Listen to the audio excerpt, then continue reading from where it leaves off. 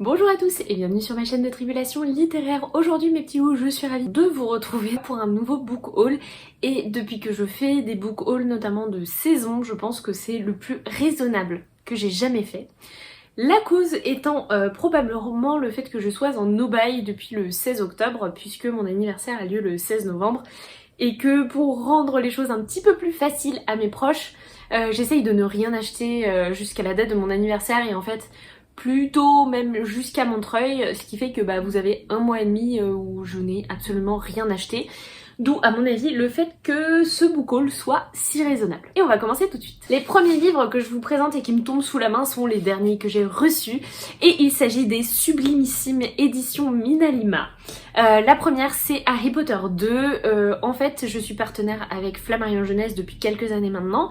Et quand ils m'ont proposé de rencontrer Minalima, les deux créateurs de l'univers graphique d'Harry Potter, c'est eux qui ont designé la carte du maraudeur, les designs du Daily Prophet, ils ont aussi designé le Retourneur de temps, bref, ce sont des gens absolument géniaux. Donc dès qu'on m'a proposé de les rencontrer, j'ai dit oui, et on a été hyper gâtés puisque on avait un sac à l'entrée de cette rencontre. Dans le mien, on pouvait trouver Harry Potter 2 et je suis plus que ravie. C'est des éditions absolument magnifiques. Je vais essayer de vous faire un insert avec des exemples d'intérieur. C'est à la fois illustré mais il y a aussi tout un petit tas de jeux de papier. C'est absolument incroyable. Je vous conseille vraiment ces éditions. Elles sont très chères mais elles sont juste magnifiques. Et la deuxième que j'avais reçue dans ce cadre, il s'agit du Magicien d'Oz. Donc c'est écrit par L. Frank Baum et c'est publié cette fois chez Flammarion Jeunesse. Les Harry Potter sont toujours chez Gallimard bien sûr, mais les beaux livres, les beaux classiques de Minalima sont dans les éditions Flammarion Jeunesse. Et donc j'ai lu Le Magicien d'Oz. Et enfin Peter Pan. Ces trois livres viennent compléter ma collection puisque j'avais déjà le livre de la jungle. Du coup je me retiens, je ne les achète pas en anglais. Et je les ai uniquement en français. C'est vraiment des livres absolument magnifiques. Des cadeaux de Noël, genre vraiment plus. Donc si vous n'aviez pas d'idée, je vous les recommande vivement. Et j'espère que je n'aurai pas oublié de faire les inserts. Parce que vraiment, ces livres en valent la peine. Bon voilà, c'était vraiment les trois plus beaux livres qui ont rejoint ma bibliothèque récemment. Un beaucoup moins. Mais bon, il a l'air très sympa quand même. Il s'agit de Hyperion de Dan Simmons. C'est publié ici chez Pocket. En fait, vous allez le voir, je me suis offert Dune puisque j'ai adoré le film au mois de septembre et je suis un vrai mouton donc du coup je me le suis acheté. Et du coup, j'en ai parlé un petit peu avec mon chef et il m'a dit qu'en science-fiction, lui avait adoré ce livre. Et je me suis donc rendue sur Momox où je l'ai trouvé pour pas très cher, donc je l'ai pris. Voilà, merci, même si mon chef s'y met aussi. Je suis pas sortie de l'auberge moi. La seule BD de cette sélection, il s'agit de Bergère guerrière, le tome 3 de Jonathan Garnier et Amélie Fléchet. C'est publié chez Glénat et ils ont sorti tout récemment, il y a quelques semaines seulement, le tome 4 qui est le dernier tome qui clôture la série. Je suis très curieuse de connaître la suite de ces aventures et je pense qu'avec le tome 4, il est très probable que je me l'offre à Montreuil cette année et que je me fasse une petite lecture combinée, relecture des deux premiers tomes et découverte des deux derniers parce que c'est vraiment une saga que j'adore, que je trouve magnifique, autant par les dessins que par l'histoire, bref. C'est un gros coup de cœur pour moi et j'ai hâte de terminer cette saga. Ensuite, je me suis rendue dans ma petite librairie de quartier et j'ai vu le nouvel essai de Mona Chollet, ce qui m'a donné envie de m'acheter l'ancien et j'ai enfin sauté le pas puisque je me suis offert Sorcière, donc c'est écrit par Mona Chollet et c'est publié chez Zone. Il s'agit d'un essai, ce qui est plutôt rare dans ma bibliothèque, sur le féminisme et l'image de la sorcière à travers les âges et qu'est devenue l'image de la sorcière aujourd'hui. Ça m'intrigue, c'est un un essai qui m'intrigue depuis des années maintenant, qui est sorti il y a un petit moment. Et vraiment qui me pose question, qui m'intrigue vraiment énormément, donc je suis curieuse de me faire mon propre avis sur cette lecture. En parlant de sorcières, je me suis offert au mois de septembre Circé de Madeline Miller, c'est publié chez Pocket. J'avais lu Le Chant d'Achille de la même autrice il y a 2 ans, ou non, c'était pas cet été, il y a 2 ans, l'été 2020.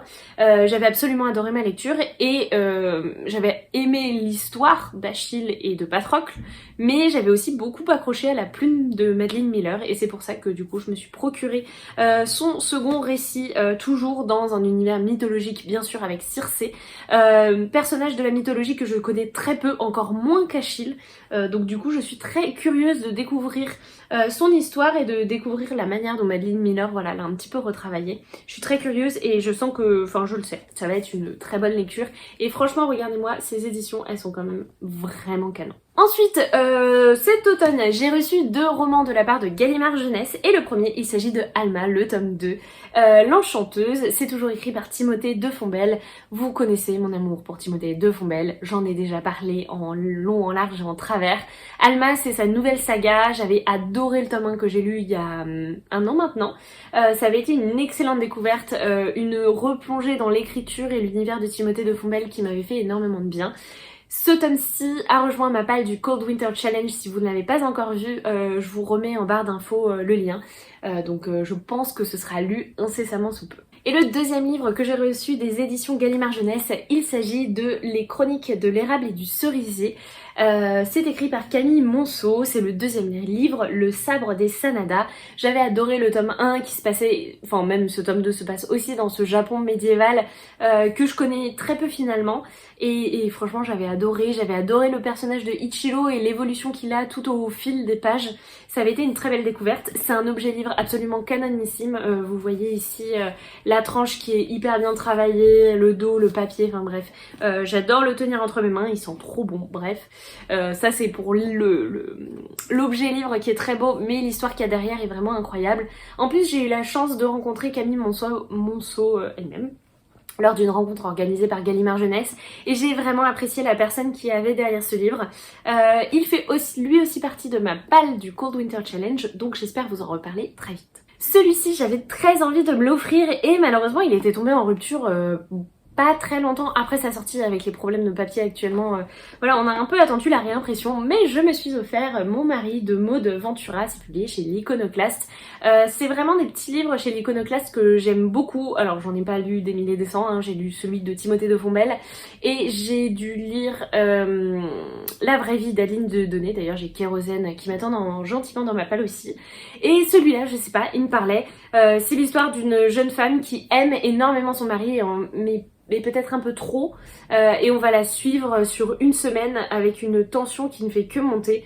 Ça a l'air ouf, tous les avis que j'ai pu voir étaient dithyrambiques sur ce livre, donc je suis très curieuse d'en découvrir un petit peu plus. Après ça, je vais passer très vite, puisque je me suis offert les tomes 2, 3 et 4 de Last Man. Il ne me reste plus que les 5, 6 et 8, je crois, à me procurer pour enfin pouvoir me relire toute la saga. Et notamment lire le dernier tome que je n'ai toujours pas lu parce que ça fait un moment que j'ai lu les premiers tomes et j'ai plus tout en tête et j'ai pas envie de lire la fin sans avoir à nouveau tous les éléments en tête. Donc je me les suis procurés d'occasion et je pense que je ferai la même chose pour les prochains tomes. Ensuite, cet automne, je ne pouvais pas passer à côté, bien sûr, de la sortie de Anne de Redmond. C'est toujours écrit par Lucie Maud Montgomery, toujours publié chez Monsieur Toussaint Louverture avec ses couvertures absolument canonissime. Je me suis enfin lancée dans la saga de Anne de Green Gables, puisque j'ai lu le premier tome pendant le Pumpkin Autumn Challenge. J'ai absolument adoré ma lecture, ça a été une découverte absolument incroyable. Je m'attendais à un coup de cœur, mais pas à ce point, et vraiment j'ai passé un super moment de lecture, donc voilà, j'ai pas d'autres excuses. J'avais envie de m'acheter le 3e tome, alors même que je n'avais toujours pas lu le premier. C'est normal.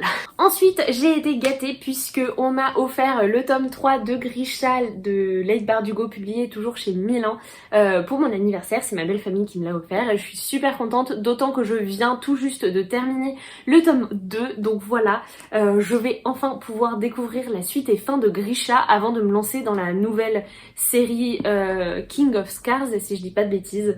Vraiment, Grisha, moi le tome 2, il y a beaucoup de gens qui me disent qu'ils ont été un petit peu déçus. Moi vraiment, il m'a énormément plu, je suis vraiment sortie trop contente de ma lecture, donc j'ai hâte d'en découvrir plus. Ensuite, les deux derniers livres que je vous présente, quand je vous dis que ce book haul est court, il l'est vraiment. Je vous en ai parlé, je vous ai un petit peu spoilé en plein dans ma vidéo, mais je me suis offert d'une de Frank Herbert. C'est la version de chez Pocket Jeunesse que je trouvais vraiment chouette, en orange comme ça, elle ressort bien.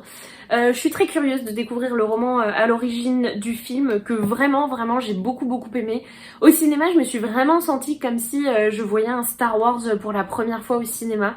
Je trouve que c'est un film qui va faire date, me semble-t-il, dans l'histoire, et qu'on en parlera encore longtemps. J'ai hâte déjà de découvrir la suite, mais je pense que d'ici là, j'essaierai de me lire cette grosse briquette. Et le dernier livre que je vous présente, on n'en a pas parlé, c'est sorti de nulle part, mais le titre m'appelait. Il s'agit de La papeterie Tsubaki, c'est écrit par Ogawa Ito et c'est publié chez Pique et Poche. Je me baladais en librairie, je l'ai vu, je l'ai trouvé, je sais pas, trop mignon.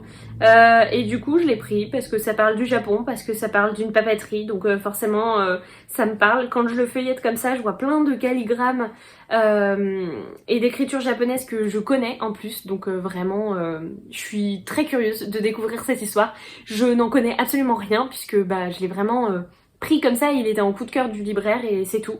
Donc j'ai hâte de lire ce petit livre comme ça, peut-être au printemps. Le Japon comme ça, au printemps ça me parle bien. Voilà mes loups, c'est tout pour ce book haul qui était vraiment raisonnable. Je pense que le suivant, celui de l'hiver, va l'être beaucoup moins puisque nous avons Montreuil qui est en ligne de mire, c'est la semaine prochaine.